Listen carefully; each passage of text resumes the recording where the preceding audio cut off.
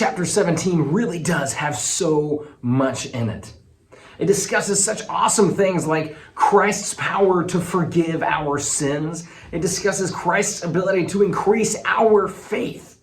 The faith that he really has called us to, he can increase that. And it discusses our standing before God Almighty, our Creator. These are all such incredibly important things and deserve their due time to look into and to really dig deep into. But for the sake of this challenge, I want us to understand that those things are all aspects of what seems to be a really big theme in this chapter, a really big idea. And that's the one we want to discuss. That is, a redeemed people long to know their Lord. So what I want to do is I want to pay special attention to verses 22 through 25.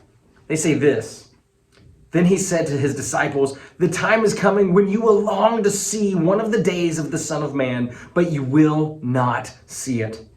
People will tell you, "There he is," or "Here he is." Do not go running off after them. For the Son of Man in his day will be like the lightning which flashes and lights up the sky from one end to the other. But first, he must suffer many things and be rejected by this generation.'" Jesus tells us in these verses that once we're redeemed by him and we love him, then we will desire to see him come. But then he warns that we should not fall victim to false messiahs. He says, listen, there's a day that people are going to say, "Look, there's Jesus. Look, he's come back." And he's telling us, don't fall victim to that.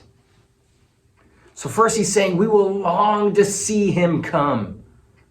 If you're redeemed, you will long to see Jesus come, not because you long to see the destruction of all this craziness in the world, but because you just long to see him and be with him, united to him.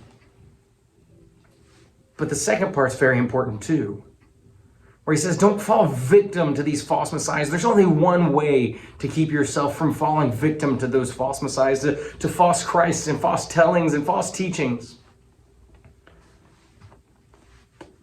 That's to know him, to spend time knowing him, longing to know and be more closely related to Jesus himself. A redeemed people long to know, to intimately know their Lord. So the two questions that we've got for you, it is very simple. The first is, what are two practical things that you can do starting today? You can put them in your life so that you can grow closer to God. And the second is really more of a challenge to do at home. Pray as a family that God will reveal himself to you in a more intimate way and increase your desire and ability to know him. I want us to remember that it is our longing to know God that really is the mark of our redemption.